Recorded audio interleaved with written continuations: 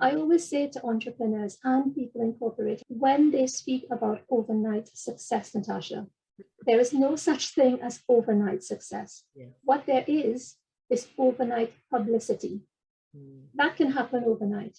Yes. But the success that is required to be at that level, it takes a lot. And it's wrong to measure yourself against someone else because that individual may have taken years to learn that skill. No one knows.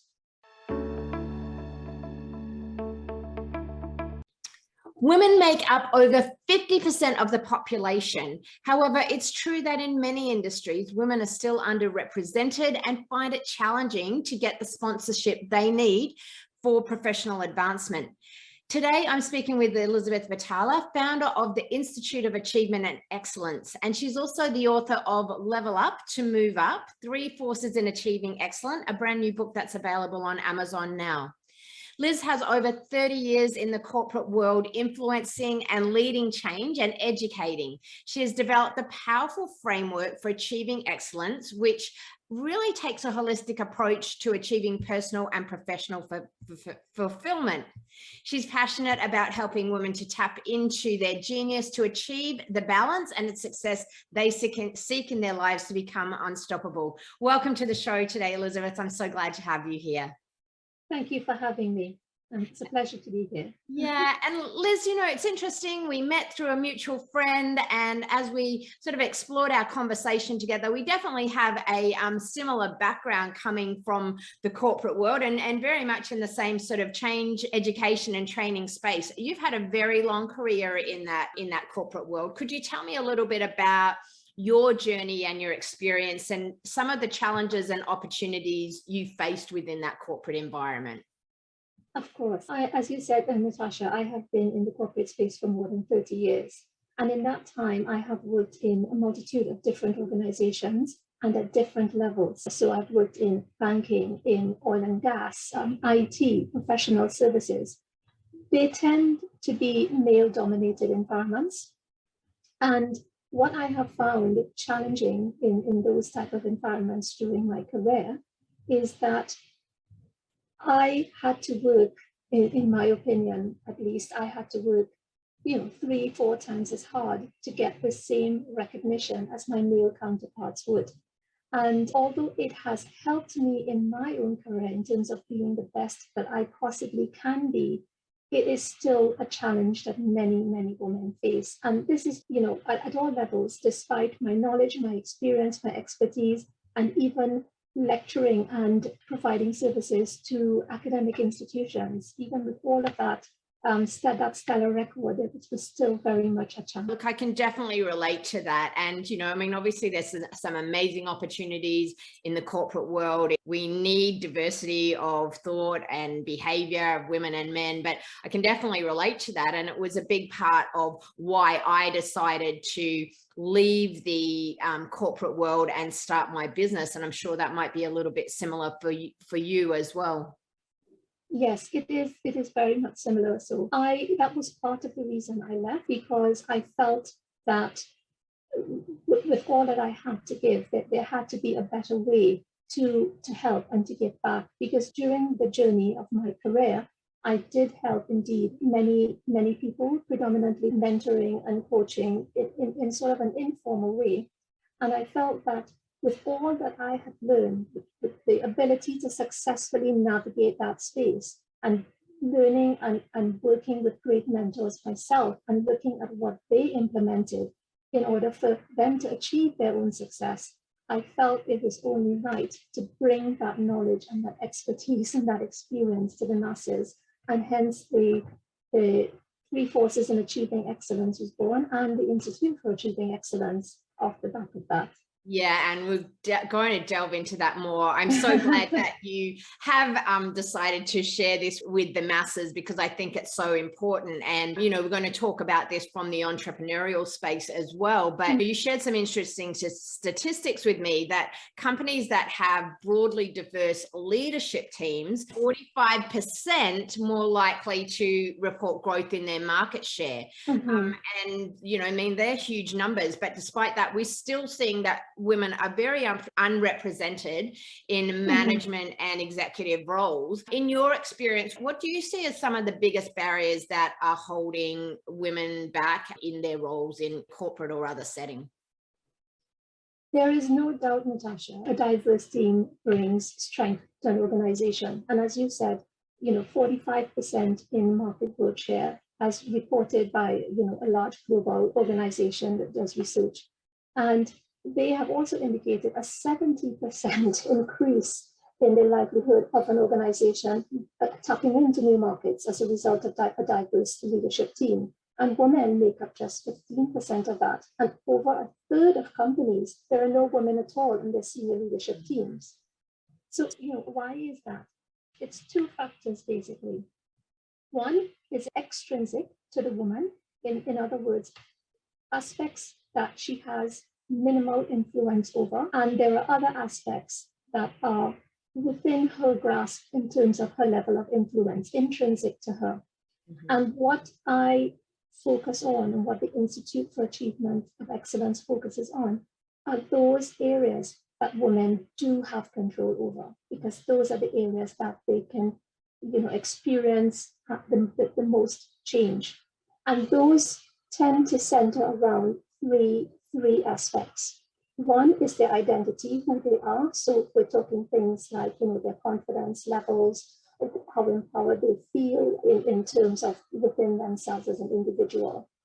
The next aspect is the type of relationships they have. And then the final aspect is how they handle themselves when it comes to their quality or standard of living. So those are the three areas that,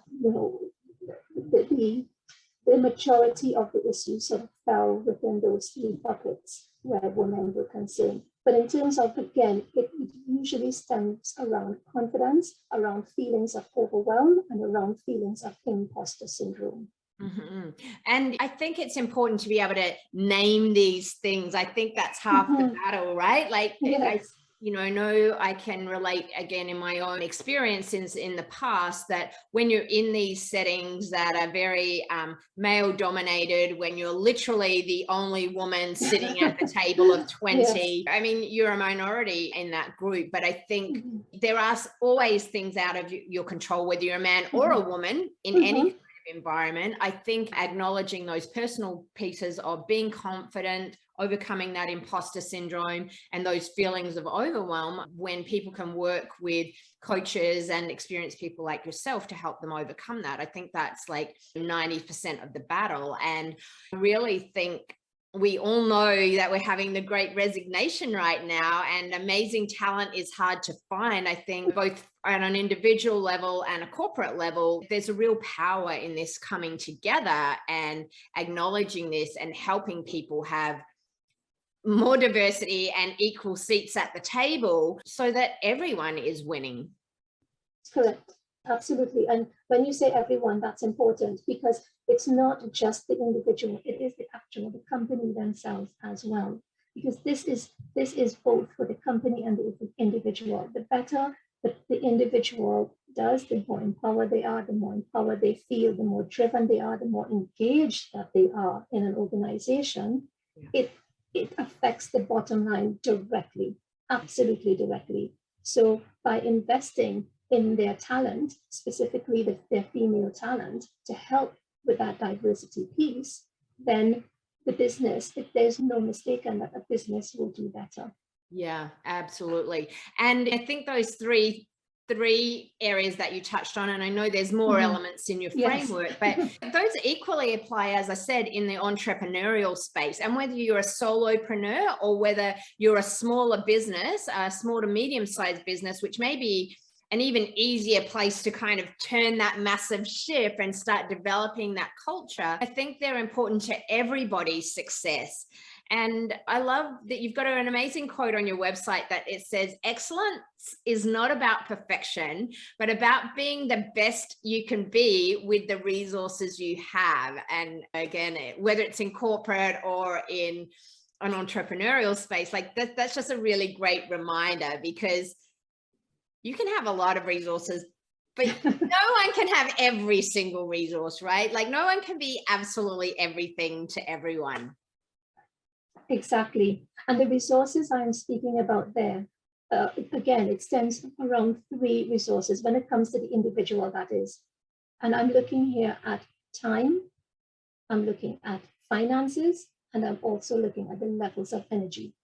So as an individual, someone who is a single parent who, may not be making the income at the level that they would like, and they may have health issues, may not be in a position to accomplish as much as someone without those issues to deal with, without those hurdles to cross. Now, does that mean that when they show up any less? Absolutely not. Their level of excellence, their level of best is unique to them. And that is the premise of achieving excellence. It's not about what others do, what others say, how others show up. It's about you as the individual, or you as a company with your clients in relation to your entity as a company, how these are the areas that people or organizations need to be realistic about.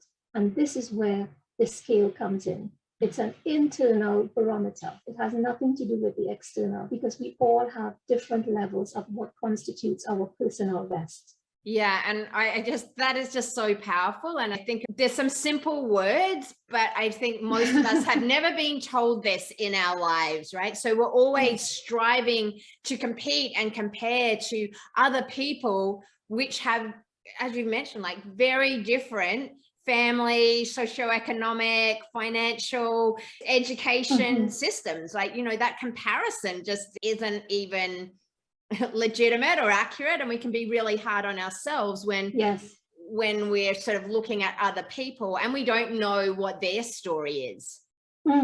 Absolutely, that's so poignant. We don't know what the other individual's story is. I always say to entrepreneurs and people in corporate alike, when they speak about overnight success, Natasha, there is no such thing as overnight success. What there is overnight publicity. That can happen overnight. But the success that is required to be at that level, when that success becomes public, it takes time. It takes time, it takes energy, it takes sometimes finances, and it takes a lot, and this is why it's wrong to measure yourself against someone else, because when that's done, it may seem that that person is doing it easily. It becomes naturally. That individual, it may have taken years to learn that skill. No one knows. So this is one thing I say to women out there in particular, or to anyone who is trying to level up, trying to show up in a better way, or to be their own level of excellence. Look internally. Do not judge externally. Guarantee you almost always will get it wrong. Yeah, for sure. And I think that's, again, more important than ever before in the world that we're facing today, in the pressures that everyone is facing, and how we are handling some very large world events, which we always have, but this kind of this pressure cooker right now, and I think everyone's dealing with that a little bit differently. Liz, you've specifically built a framework around this, and we're just going to talk about part of it today, which is the 3 steps of the framework that can really help women to show up to be their best and who they're really meant to be. I think we've already started touching on that. But can you sort of share the main concepts behind your framework and a few practical tips on how people can actually use this roadmap to achieve more respect, success, and fulfillment that they're looking for in their personal, professional lives? Of course, my pleasure to do so. The whole premise of the framework is to make things simple, because a lot of people I've spoken to, and again, this is 30 plus years of experience doing this, the first thing they feel overwhelmed, and when that happens, they become paralyzed and they do nothing. What I would like people to understand is that a holistic approach to leveling up, it doesn't have to be complicated, it doesn't have to be difficult, and it doesn't have to be overwhelming. However, many feel overwhelmed because there's just so much information, and a lot of it is conflicting information out there. So what I have done, I have collated all of that experience, not for myself, but dealing with other successful entrepreneurs, business people, and etc. And I have created the framework, the Achieving Excellence framework, and it has 3 points to it. The first aspect looks at someone's identity. The second aspect looks at connections, in other words, the relationships that person, that identity, that entity will have. And then the final one looks at the individual's status. So the first point, their identity, looks at them, what they can do as an individual. The second one, connections, look at all of the relationships that they can tap into. And then the final one, status, looks at other parameters that affect that individual's standard of living.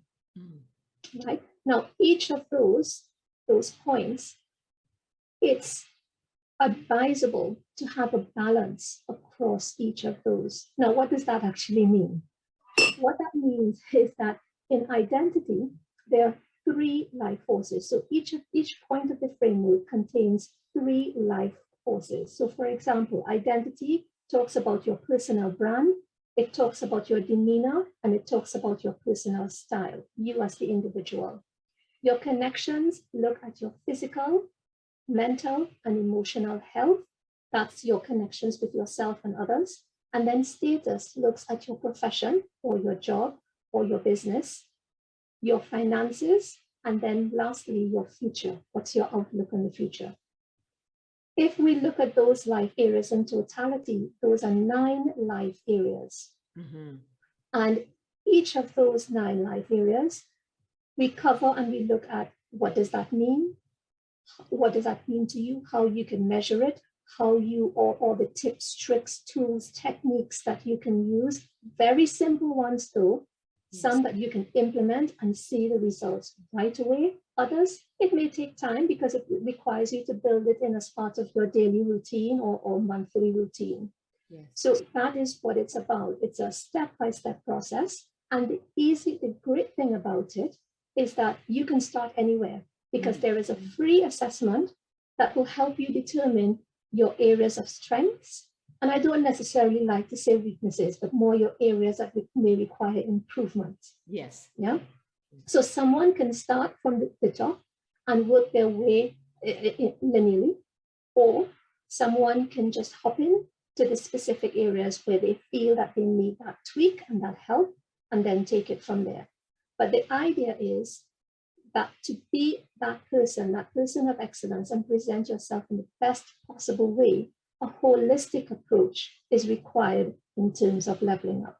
Yeah, well, that's a fantastic framework. I'm all about simple, as you know. Yes, yes. And it's really interesting. I have a similar kind of framework from a business perspective, sort of starting with those 3 areas and then the subsets underneath that. I think people do need a simple approach when you're feeling overwhelmed. You know, as you mentioned, there's like so much self-development out there and fitness and education. It really is hard to know where to start. And again, if you're already overwhelmed and you need a bit of a fast track, I know that having sort of that simple framework can really help people at least get to the first level, right? And so at least a preliminary idea and have a bit of direction as to where they're going. And I think we all need that at some point in our lives. And I'm sure you see it sort of going in cycles, like at each level that you level up to, you know, the next level there, another whole set of developmental activities that perhaps are a little bit more advanced than you know, once you've got the foundation in, building up to a little more advanced, and so on and so forth. I imagine it's a very iterative and living roadmap. Absolutely, because the key in life, I guess with most things, is that learning never ends. The moment, and I've had this experience time and time again in my career, the moment I feel I've mastered something, I attend a seminar or workshop, I speak to a friend, something as simple as speaking to a friend, and out of an hour-long conversation, I might walk away with 3 seconds or 5 seconds of something that I did not know before, but made a huge impact in my life and in the way I showed up.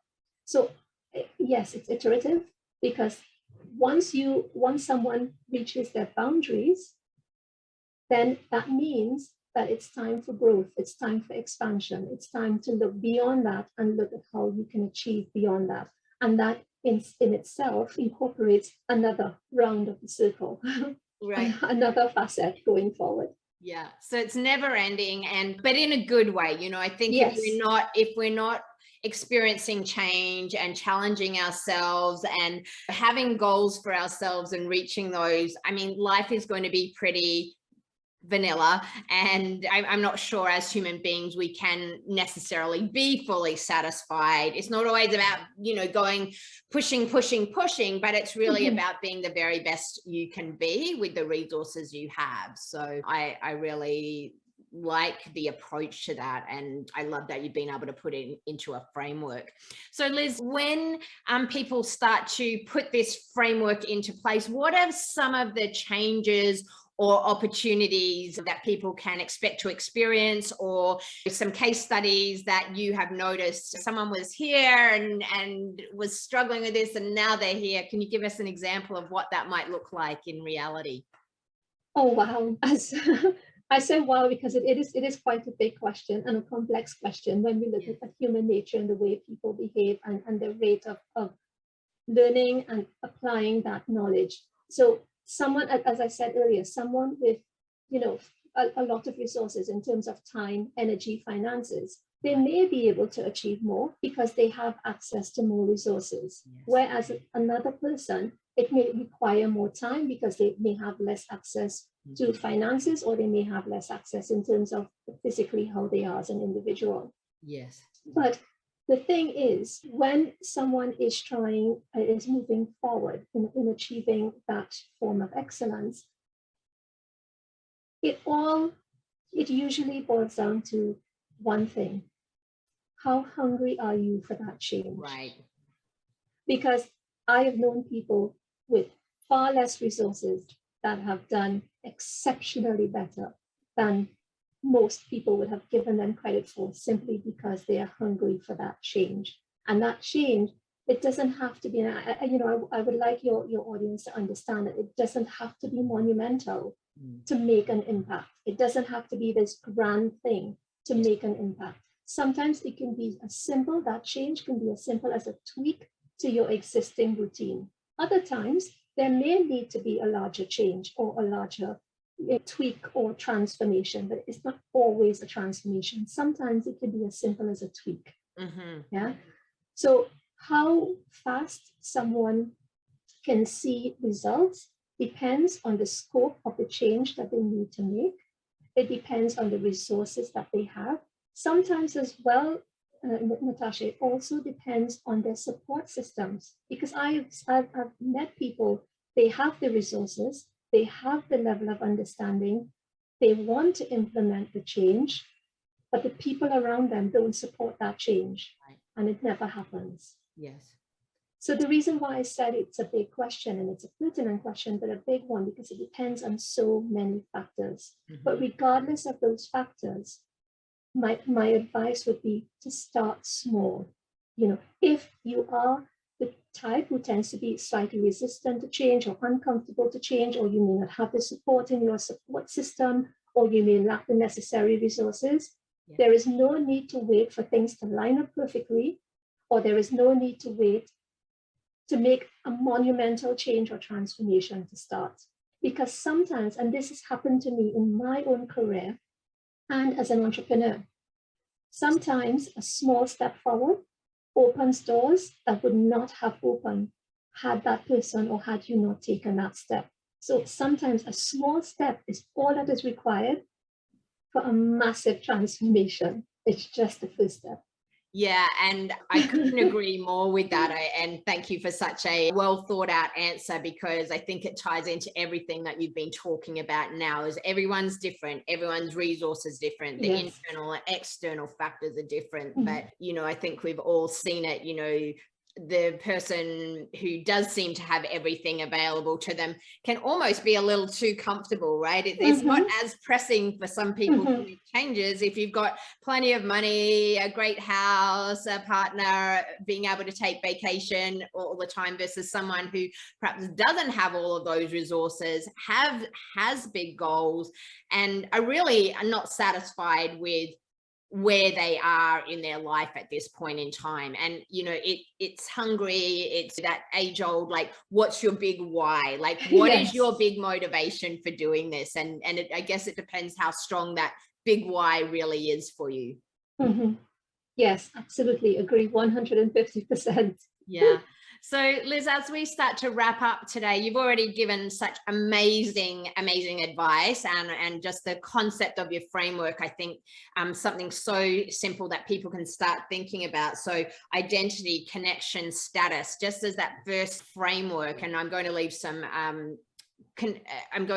links to all of your resources in the show notes here. But if there's one last piece of advice to women or men out there who feel that they've more to give, or they're struggling and not getting the support they need, what would you tell them in addition to all of the gems that you've already just shared with us? I can say, hand on heart, I understand. I have been in many situations that have been uncomfortable, that have been unsupportive, that has challenged my thinking, that has challenged my mindset, that has gotten me down. But the one thing I would say to people out there, regardless of your circumstances, do not give up on your dreams. Never, ever, ever give up on your dreams. Use what you have. Use the resources you have. Start where you are and do the best you can. But just start, and don't let anyone take your dreams away from you. No one, it's not worth it. No one is worth that much. I love that. That's a very, very powerful note to end on, Liz. So I really appreciate you sharing that with us. And I hope that's been inspirational for our listeners today. I can feel it. Like, I'm getting all goosebumps, getting emotional. So it's a very powerful and useful advice. So I want to say thank you so much again for joining me today, sharing your experience with us for a little while, sharing your beautiful personality and your smile with us today as well. You know, it's brightened up my day a lot just having you here. And if you'd like to connect with Elizabeth, you can find her course on her website, courses.achievementandexcellence.com. Again, I'll leave that link in the show notes. She's also on social media, on LinkedIn and Instagram. And on her website, you can also take her free professional assessments, which sounds like an amazing tool and worthwhile for anyone who's thinking that maybe there is a little bit more, and maybe their dreams are calling them a little more strongly. If only for their own understanding. As you said, Natasha, it's free, and it's just a way for someone to easily access, again, their strengths and their areas that require improvement, and then they can decide what they want to do from that point onward. But at least they have that knowledge, and there is something there that can help them move forward. Yes, absolutely. So I also encourage you to check out Elizabeth's new book. It's called Level Up to Move Up: The 3 Forces in Achieving Excellence. Again, I'll leave the link to that. It is available now on Amazon. So thank you again, Liz. It's been an absolute pleasure. And if you need any help to grow your business the simple way, I'm leveraging on Liz's simple framework today. Visit me at inspireanddrive.com and download my simple business blueprint, or schedule a discovery call. Well, that's all for today. Join me again in my next episode, where I'll be sharing more interviews with guest experts on the best and most effective ways to level up personally and professionally. That's all for now. Let's keep things simple. Thank you.